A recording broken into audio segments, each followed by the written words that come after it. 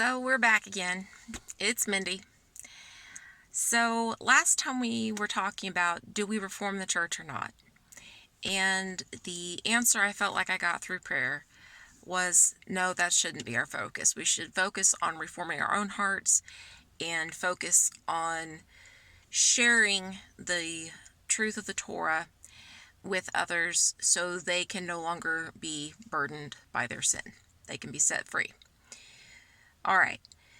So the next step to that is, what is Jesus's ministry model looking like? And we get a good picture of that reading through the entire book of Matthew. And Jesus did teach in the synagogues, especially as a young person. We got a picture of that when he was about 12 years old, and his parents left and then realized that they left without him. And they couldn't find him, and he's like, yeah, I'm in my father's house doing my father's work. You should have known to find me here. And he was a creature of habit, I think, by that story. Anyway, the other part of that was Jesus went about his business. He went out and people came to him. All right? He went about doing his father's business, and the multitude showed up. I'm sure the word got out. I know they didn't have social media in those days, but they had the grapevine. And I'm sure they were like, hey, have you heard of this Jesus dude? He's out here healing people. And, they had the places where the sick were gathered and the poor were gathered. And that's where Jesus went. He did reach out to the Pharisees and the Sadducees, and he did clean out the temple, but that was not his main focus. He sought out the people that were burdened by their sin. All right? Whether they were poor people, whether they were tax collectors, he went to prostitutes to help them recognize that they could get out of their sin. He talked to people that were in adultery. These people were burdened by chains of sin, and that's where he went. And we see in Matthew chapter 16, verse 24 through 26, and Luke chapter 9, verse 23, I believe, that Jesus says, take up your cross and follow him. Now, the word cross there, we think of cross as like the crossbeam, the cross that Jesus carried up to Calvary.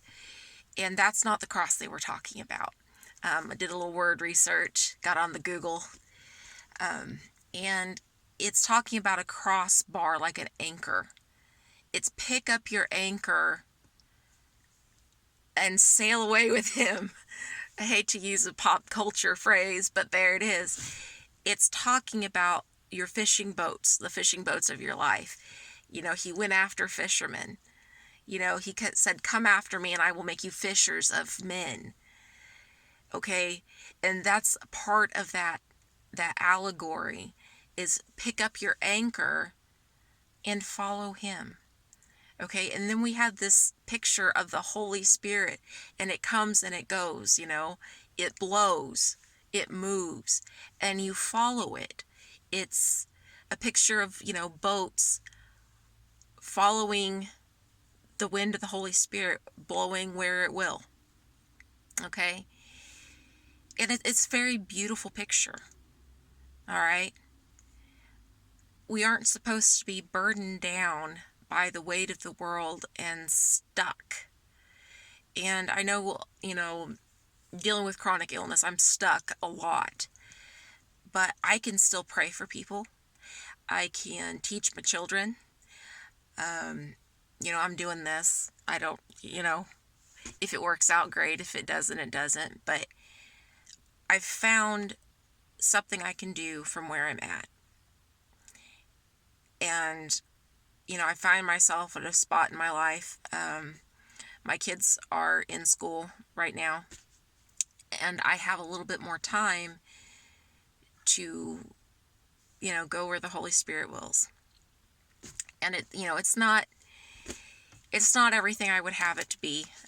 We tried homeschooling, and It was just with 6 kids, and 5 of them have ADHD. And I don't look at that as a bad thing necessarily, but it was just very, very hard with my health issues and them having ADHD to keep them all on track. It just didn't work out. We gave it a shot, and it just didn't work. It happens, and you shouldn't feel bad about it. My kids know what's going on in the world. They know what's out there and what the deceptions are that are out there. They know the truth about the biblical model of the universe, and it's okay. They still have to learn reading and writing and math, although Common Core math is really stupid, and I teach them math at home most of the time anyway. But it's a tool, we're using it. It happens. Don't feel bad about it. We try things and they don't work. But be flexible. I think that's the ministry model that Jesus is really trying to teach us, is to be flexible. Sometimes the Holy Spirit's going to take us in one direction. Sometimes the Holy Spirit's going to take us in another direction. And we need to be willing to pick up our anchors and sail away with him. When he says go, we go. When he says stay, we stay. And, we kind of see that model all throughout the Bible. We see that when God went and got his people out of Egypt, first he came to Abraham, and Abraham was a nomad, okay? And God says, let's go to the promised land. And then the people walked away in sin, and it was prophesied to Abraham that they would do this. And they got trapped in Egypt or Mitzrayim. And then he comes and gets them again, and they spend the next 40 years wandering around the desert on a 2-week journey. But they were learning to follow. And God did not want them to build a temple. They did, and God said, okay, if you're going to do it, here's how you're going to do it. He gives very specific directions. And he took time and care in building the tabernacle, which was this huge tent. And Rob Skiba has a lot of interesting information on that, how it could have been a dome, a 6-story tall dome, if you actually follow the instructions that are in the Bible and don't add to it the rectangular loaf of bread style tent. They had to add a lot to it to get it to stand. And so, look into that. But anyway, they were supposed to pick up and follow the pillar of fire or the pillar of smoke wherever it went. And when, Jesus gets here,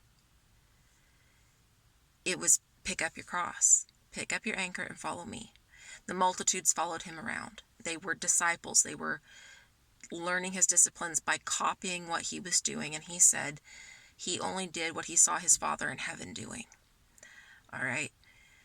So we just need to be willing to pick up and go.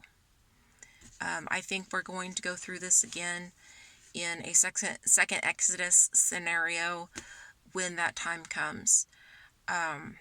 Pray that your flight will not be during the Sabbath, and that one of these days he's going to come get us again.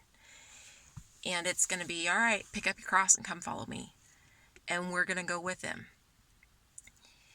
And it's the people that stay are going to partake in the plagues that are going to hit Babylon. And, that bothers me a lot, because a lot of people out there think that anybody that follows Torah is quite nuts. And I want them to see the truth, but you can't force them. You've got to just do the best that you can and let the Holy Spirit blow where it will. You don't know if you're going to plant seeds or if you're going to water seeds that somebody else has planted, but just keep working. Keep following the dance of the Holy Spirit, okay? And guys, it will get better. It will get easier, all right? I hope this finds all of you out there, and with much love and many blessings, find ways that you can pick up your anchor and follow Jesus, okay? I'll see you the next time. Bye-bye.